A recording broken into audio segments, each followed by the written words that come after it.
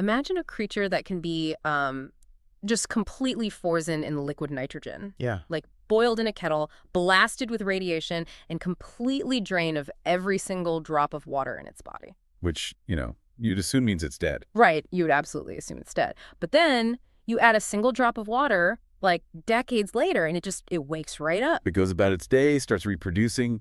It's wild. It really is. And it makes you ask yourself, if an organism can survive in a completely dehydrated glass-like state for years, is water truly the absolute fundamental source of life? Or is our reliance on water just like a really common biological habit on Earth? Exactly. And that destabilization of what we think we know, that is exactly where we're heading today. So welcome to this deep dive. We're really thrilled to have you sitting at the table with us today. Yeah, our mission today is to unpack this truly fascinating, totally genre-bending essay written by Lifechanyuan on May 28th, 2023. It is boldly titled, "Spirit is the Source of Life." Right. And just to give you some context on where this sits in the author's broader philosophy, this text is actually the second installment of a three-part series. Yeah.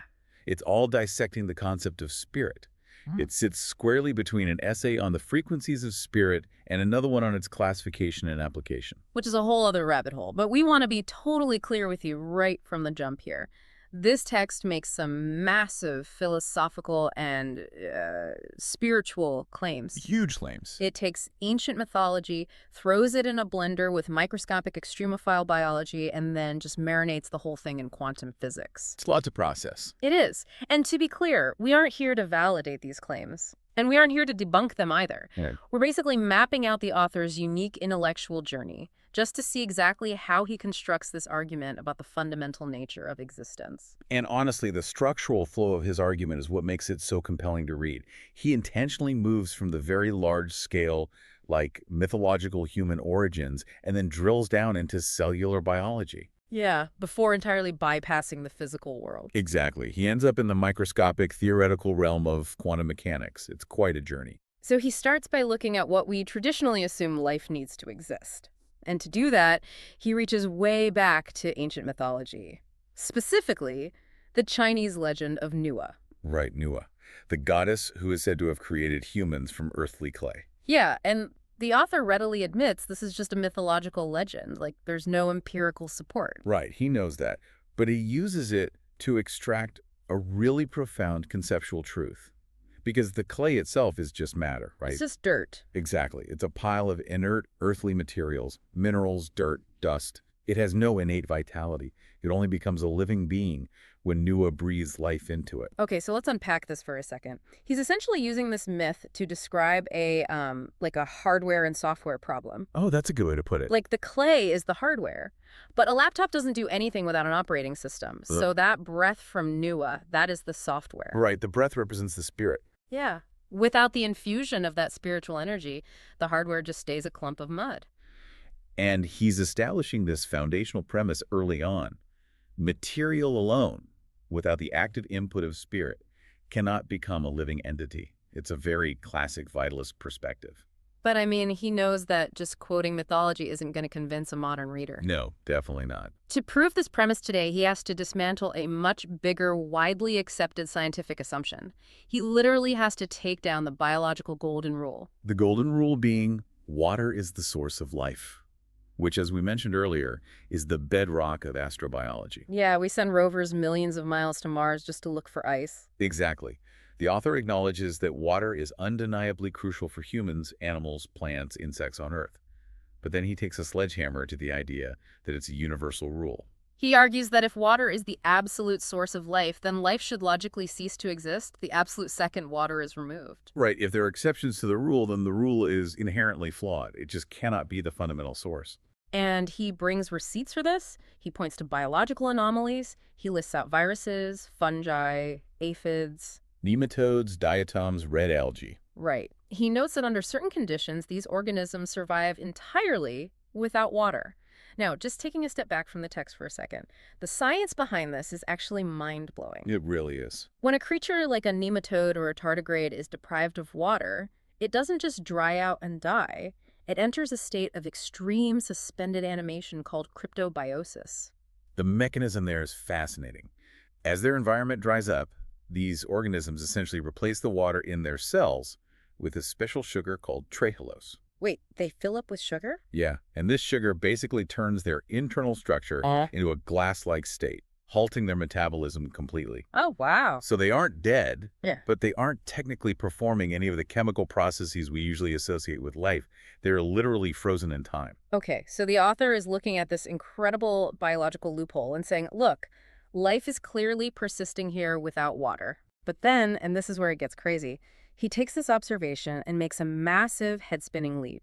He takes us from microscopic sugar glass nematodes straight into the realm of the non-material. Yeah, he states that all forms of non-material life can also survive without water. He brings up the legendary Zen master Bodhidharma, who supposedly achieved enlightenment and survived for 9 years without eating or drinking. And then he just casually lists supernatural phenomena as evidence. Yeah. Manifestations of bodhisattvas, Buddhas, ancestors, even spirit possession.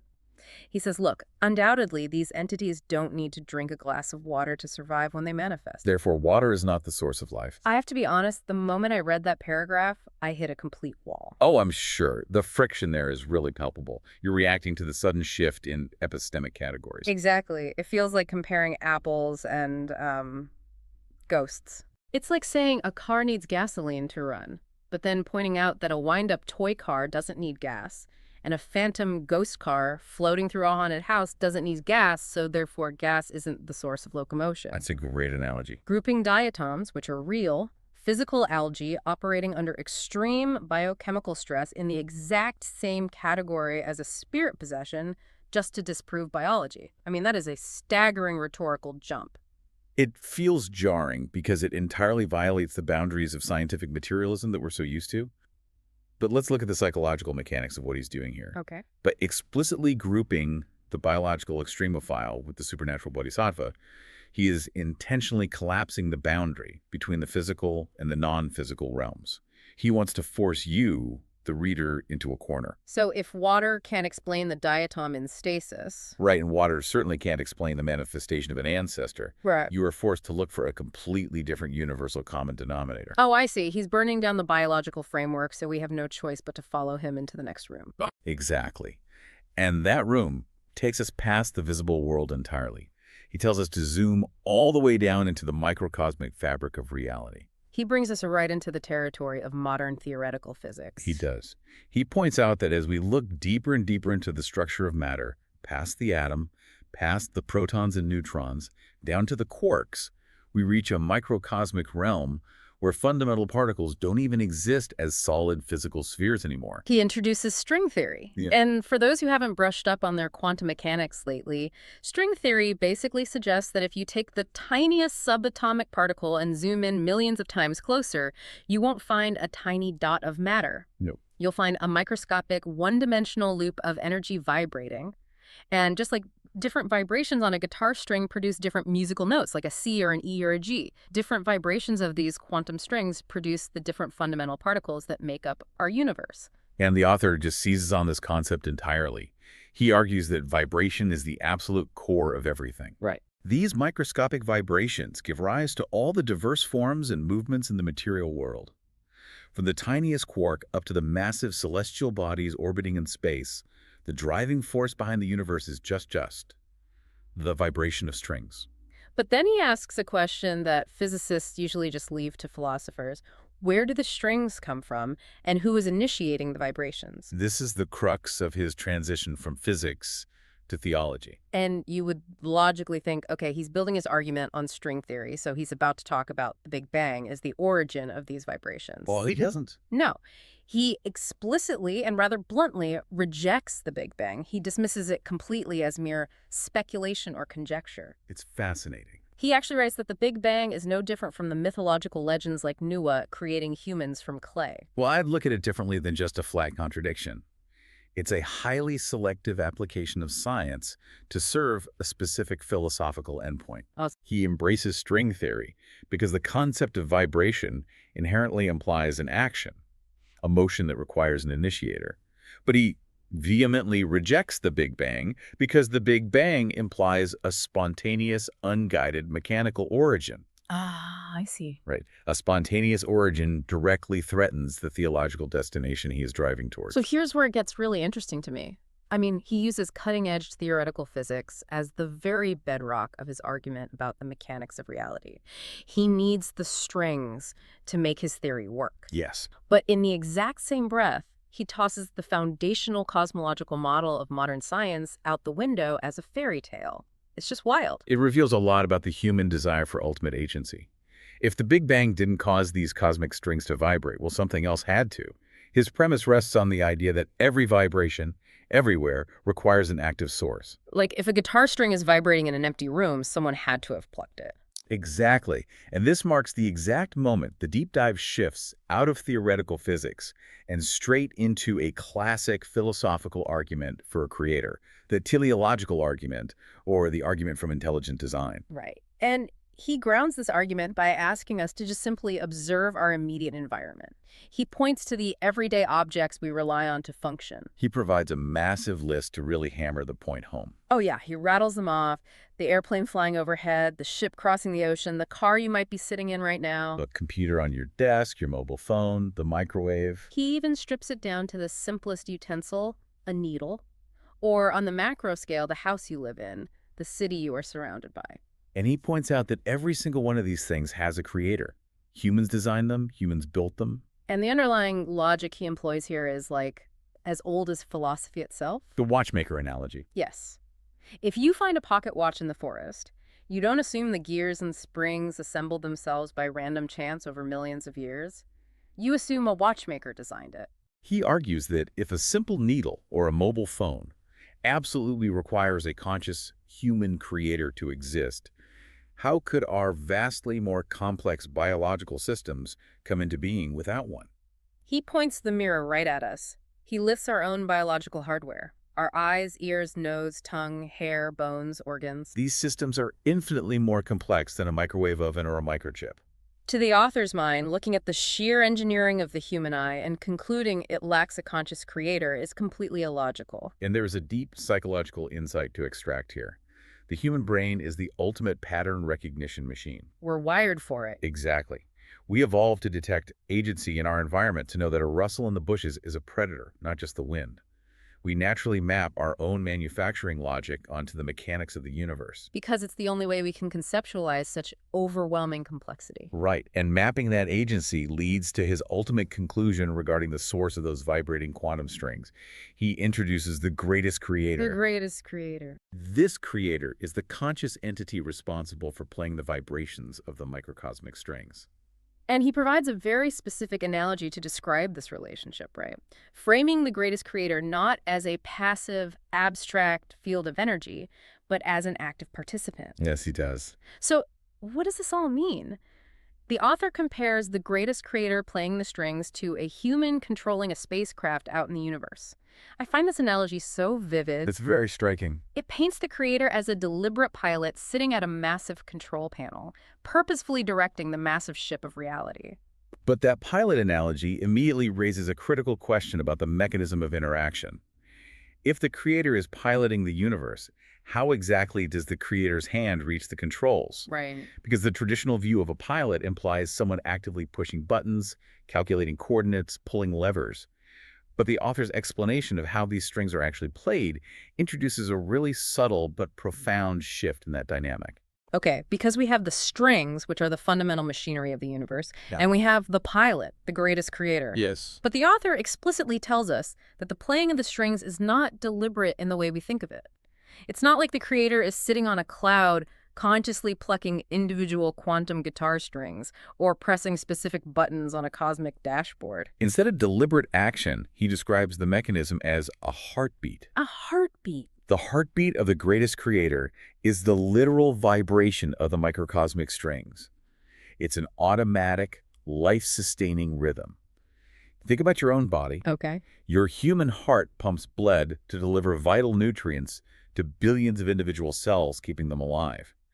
But you don't have to consciously think, pump, pump, pump. Right, it just does it. Exactly. It happens as an automatic expression of your living state. I love that concept. To bring it into like a modern tech analogy, it's almost like a Wi-Fi router. Oh, A router doesn't consciously decide to send an individual packet of internet to your specific phone and then think about sending another packet to your smart TV. right. It doesn't choose. The router simply exists, and its fundamental nature is to constantly broadcast a frequency outward in all directions. The devices in the house just receive it and function. That is a highly effective way to visualize it. The creator's very existence broadcasts the frequency that sustains the universe. And this is the exact moment in the essay where everything clicks into place and comes full circle. He finally explicitly defines what the string from string theory actually is within his framework. The big reveal. The string is spirit. Spirit is a transcendent existence. And he assigns this spirit a dual function, which neatly bridges the gap between physics and biology that he set up way at the beginning of the essay. Right. When interacting with inanimate matter, spirit acts as a vibrational wave. It's the kinetic force that propels the physical world's motion, its development, its chemical reactions, its changes. It is literally the physics engine of the universe. But when we cross over to life, to biological entities, humans, animals, and those water-deprived nematodes, spirit is the actual energy input that causes the heart to beat. Exactly. The heartbeat of the creator creates the vibration. That vibration is spirit. And that spirit travels through the cosmic framework to power the heartbeat of the individual life form. If we zoom out and view this entire framework from a distance, the author has managed to pull off a breathtaking synthesis. He really has. He took physics via the concept of microscopic vibrating strings. He took biology through the literal and metaphorical function of the heartbeat. And he took theology through the greatest creator. And he just merged them all. Yes, into a single overarching cosmic architecture where spirit is the literal kinetic energy of reality. It's like the entire universe is just one giant cosmic circulatory system. Beautiful way to put it. Every star burning in a galaxy, every planet spinning on an axis, and every single person listening to this deep dive right now is just an individual cell, completely relying on that cosmic pulse to keep going. It's an undeniably beautiful and grand image. But the text doesn't let you just sit with the beauty of it. It ends with a stark, uncompromising warning. Oh, right. The author states that if this energy input called spirit is ever cut off, life dies instantly. There's no buffer, no backup generator. Exactly none. Just as a biological cell begins to die the moment the heart stops pumping oxygenated blood, life ceases the absolute millisecond. The spiritual vibration is disconnected. Wow. This serves to reinforce his ultimate, unshakable thesis. Spirit, not water, not chemical reactions, not random evolutionary accidents. Spirit is the true, absolute source of life. What a wild, expansive intellectual journey we've been on today. Seriously. I mean, we started with Nua's mythical clay getting infused with the breath of life. We challenged the deeply held biological assumption that water is the absolute unbreakable necessity for all biological existence. We bypassed the physical world to zoom all the way down into the vibrating strings of quantum physics. We threw out the Big Bang entirely. We built an argument for intelligent design and finally arrived at the cosmic broadcasting heartbeat of the greatest creator. It is a piece of writing that really demands you reevaluate the foundational building blocks of your own reality. Absolutely. Whether you agree with his leaps in logic or not, the author forces you to consider the possibility that the physical world we see, touch, and measure might just be the downstream secondary effect of an unseen, vibrating spiritual source. And that's exactly what we want to ask you, the listener, to reflect on today. We live in a world that is completely saturated with information overload. How much noise? We have endless scientific data, incredibly detailed material explanations for everything around us, and a constant feed of digital noise. In the midst of all that, how do you define the underlying source that drives your own life? What is the unseen fuel for your own curiosity, your own drive, your own existence? The framework Swifeng provides challenges the strict binary nature of how we usually interact with the world. By taking biological realities and overlaying them with quantum theories, he blurs the line between the physical and the spiritual until it almost completely disappears. And remember, at the very beginning of the deep dive, we mentioned this essay was part 2 of a 3-part series. Oh yeah, Swifeng noted that the third article is titled The Classification and Application of Spirit. The phrasing there is incredibly intentional. Classification and application are terms usually reserved for engineering and science, not mysticism. Exactly. And that leads us to a final, slightly mind-bending thought to leave you with today. If spirit isn't just an abstract, comforting religious concept, Right. if it is literally the fundamental kinetic vibrational energy of the universe that can actually be classified and applied, does that mean spirituality is actually a form of untapped technology? It completely reframes the entire human endeavor. If spirit is a frequency, like radio waves or electricity, what would it actually look like to apply the heartbeat of the universe in our daily practical lives? Are we just walking around with access to the greatest power source in existence, entirely unaware of how to plug it in? It makes you look at that murky, unreadable landscape of existence we talked about at the beginning in a whole new light. It really does. If you view the universe as a machine built on spiritual vibration, maybe the machine isn't broken or confusing at all. Maybe we've just been reading the wrong kind of user manual. Something to mull over as you go about your day. Thanks for sitting down with us for this deep dive. We'll catch you on the next one.